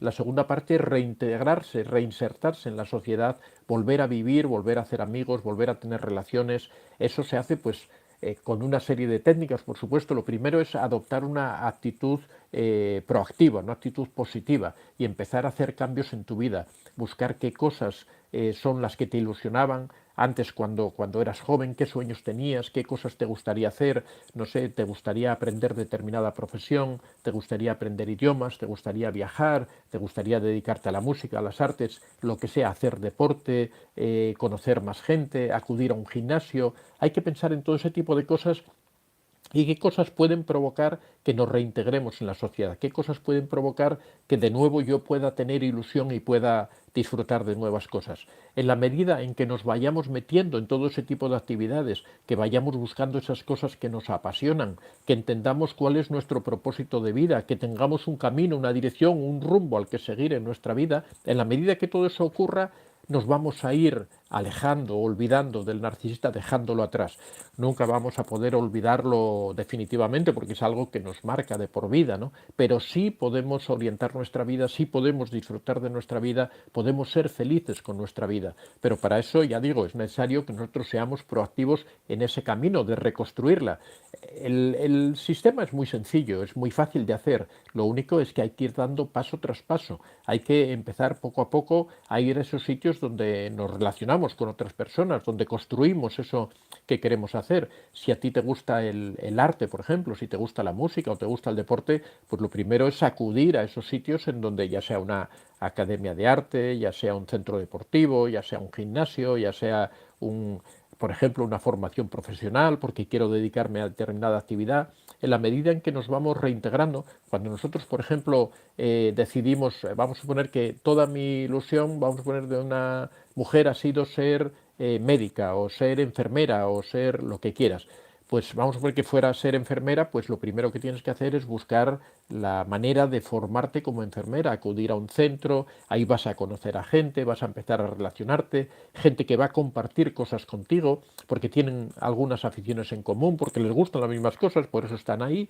entonces vas a empezar a relacionarte, a partir de ellos vas a conocer a otras personas, vas a participar en eventos, todo eso va a hacer que te vayas reintegrando en la sociedad. Ese es un camino que hay que seguir después de terminar con el narcisista. Lo que no podemos es terminar con un narcisista, terminar una relación tóxica y después quedarnos en casa lamentándonos qué vida tan triste la mía, qué desgracia he tenido todo este tiempo con esta persona que me ha hecho sufrir y estar uno lamiéndose las heridas, lamiéndose las heridas. Eso lo que hace es conducirnos a la depresión, perpetuar esa situación en la que estamos, incrementar el aislamiento en el que vivimos y cada vez vamos a ir a peor. Por eso cuando uno termina una relación con un narcisista automáticamente debe romper esa dinámica y debe tratar de salir fuera, debe tratar de abrirse al mundo, debe tratar de empezar a compartir.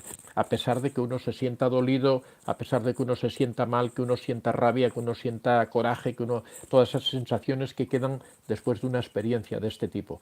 Pero hay que olvidar el pasado, dejar el pasado atrás, el pasado ya no tiene solución, el pasado ya ocurrió, ya no se puede cambiar, lo que pasó, pasó, lo que hay que pensar es en el presente, porque en el presente es como construimos el futuro. Lo que vamos a ser dentro de 5 años lo estamos haciendo ahora. El trabajo que estamos realizando en este momento significa lo que va a ocurrir dentro de un año, lo que va a ocurrir dentro de 2 o lo que va a ocurrir dentro de 20 años. Eso tenemos que hacerlo ahora mismo.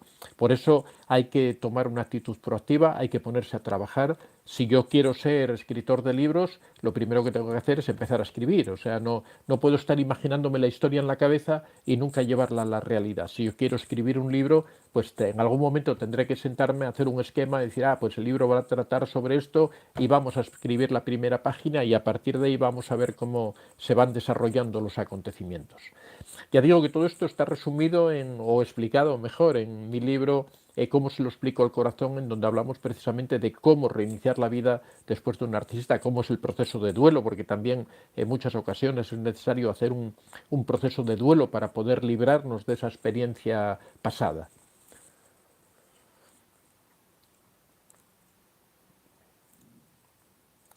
Corazones Uruguay dice cómo adquirir sus libros. Bueno, mis libros están, como explicaba, en Amazon, como también dice Azucena. En Estados Unidos, en México y en España se puede conseguir el libro físico porque ahí Amazon tiene distribución. En el resto de los países se puede conseguir los libros en digital, en formato digital, que sabéis que el formato digital se puede leer en el móvil, se puede leer en el computador, en la PC, en el portátil, en cualquier dispositivo. La propia Amazon tiene un programa de lectura que se puede descargar y que lo puedes utilizar en cualquier circunstancia. O sea, no hay, cualquier persona puede leerlos sin ningún problema. No es necesario tener un lector de libros digitales para poder leerlo. Se puede leer en cualquier dispositivo.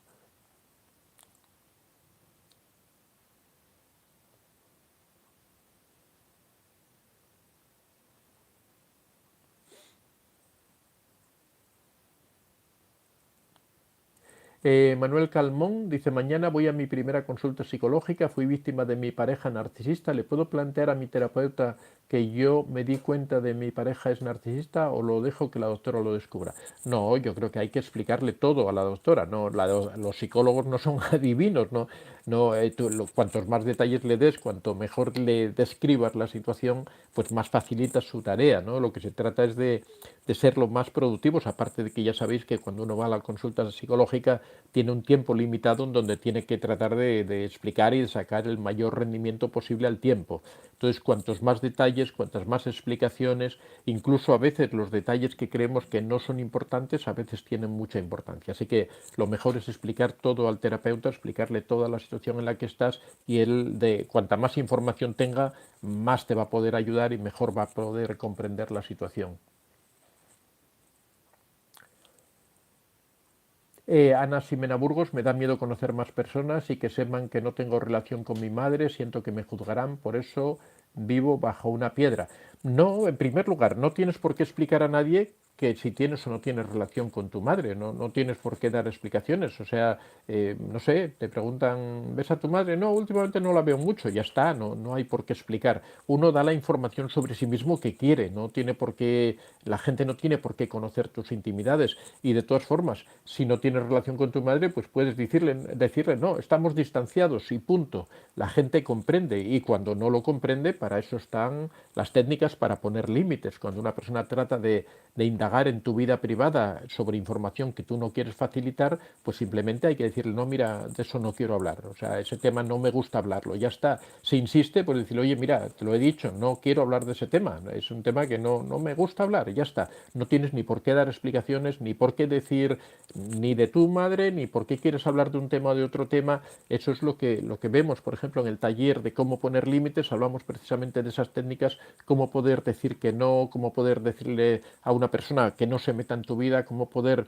proteger nuestra información privada, cómo poder expresar nuestras ideas cuando queremos expresarlas. Todo eso lo tratamos en el taller de cómo fijar límites. Pero ya te digo, eso no tiene que ser razón para que no salgas, no te abras, no puedes salir tranquilamente. Tú eres dueña de tu propia información, tú eres dueña de tus propios sentimientos, y la gente tendrá que aceptar lo que tú quieras darle de tu vida privada. O sea, no tienes obligación de dar ningún tipo de información que tú no quieras, ¿no?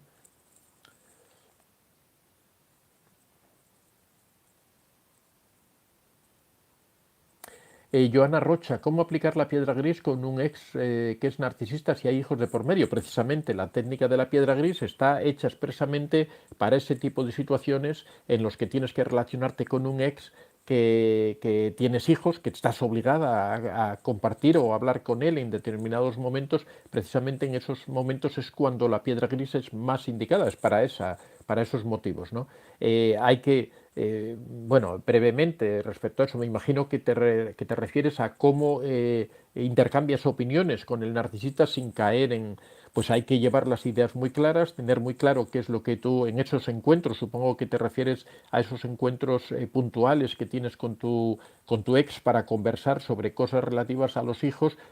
Pues llevar las ideas muy claras, saber qué temas tienes que tratar, cómo los tienes que tratar, y ceñirte rigurosamente al tema que llevas y no hablar de nada más. O sea, tú vas a hablar sobre el colegio y vas a hablar sobre el colegio. Cuando el narcisista empieza a dar sus opiniones, empieza a alterarse, empieza a acusarte, empieza a tal, simplemente cortas la comunicación, lo que hablábamos antes, decir, no, mira, no, o sea, yo vengo a expresar mi opinión, vamos a tratar de intercambiar civilizadamente. ¿Que no es posible? Pues no es posible. O sea, el discutir no nos va a conducir a nada. No, con un narcisista no vas a llegar a un acuerdo cordial discutiendo, no hay manera. Entonces, la única manera es que el narcisista baje sus humos, baje su tono, baje su forma de hablar, deje de atacar. ¿Y cómo hacemos que deje de atacar? Pues simplemente en el momento que empiece a seguir ese camino de provocación, de intoxicación, pues simplemente dejamos de hablar. ¿No? O sea, ¿el objetivo cuál era? Discutir sobre el tema del colegio. Bueno, que no se puede, pues no se puede. O sea, no, porque el hecho de que tú te enzarces a discutir con él y a tratar de quitarle la razón y todo eso, al final va a llegar a la conclusión de que él va a tratar de humillarte, que es la razón por la que él hace eso, lógicamente, para hacerte daño. Pues simplemente cortas la comunicación y ya está. Cuando él se dé cuenta que por ese camino no va a conseguir nada, que no te está provocando, porque en realidad lo que el narcisista busca es hacerte daño y provocarte y conseguir así su combustible. Pero si no consigue nada, pues lo va a dejar. Se va a dar cuenta que ese camino no sirve para la finalidad que él tenía.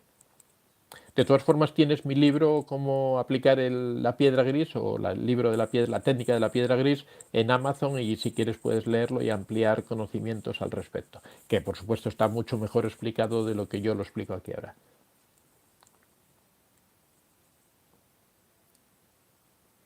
Azucena Nasimena, pues di que tu madre vive en Australia, que la ves poco, que no te importe el que dan.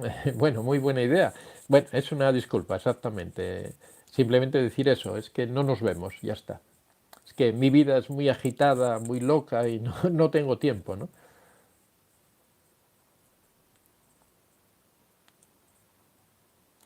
Manuel Calmón, muchísimas gracias. Una respuesta extraordinaria, don Antonio. Dios lo bendiga. Muchas gracias. Ana Simena, muchas gracias. Ana Simena, el contacto cero con tu madre lo haces para protegerte de su maltrato. No te sientas culpable de nada porque la maltratadora es ella. Silvia Amor, gracias. Doctor, buen fin de semana. Bueno, amigos, muchas gracias a todos. Ya son las 7:45, llevamos 1 hora y 45 minutos en vivo y todavía hay 200 personas aquí aguantando estoicamente. Bueno, amigos, digo estoicamente porque lógicamente en América pues ya es hora de irse a la cama, sobre todo en el cono sur, en Argentina y Chile, debe ser ya como las 2 de la mañana o por ahí o algo parecido. Así que la 1:45 de la mañana. Así que bueno, muchas gracias a todos por estar aquí, muchas gracias por hacerme compañía en esta madrugada o esta noche para muchos de vosotros. Que tengáis muy buen fin de semana. Ya sabéis que el lunes estamos de nuevo aquí con otro tema interesante. Cada día estamos teniendo más aceptación, lo cual me da mucha alegría. Así que espero contar con todos vosotros. Que tengáis muy... 2:45, ¿ves tú? No son horas para andar así en conversaciones. Muchas gracias a todos, que lo paséis muy bien y que tengáis muy buen fin de semana. Nos vemos el lunes. Os espero a todos aquí el lunes a las 6 de la mañana hora española. Un abrazo a todos.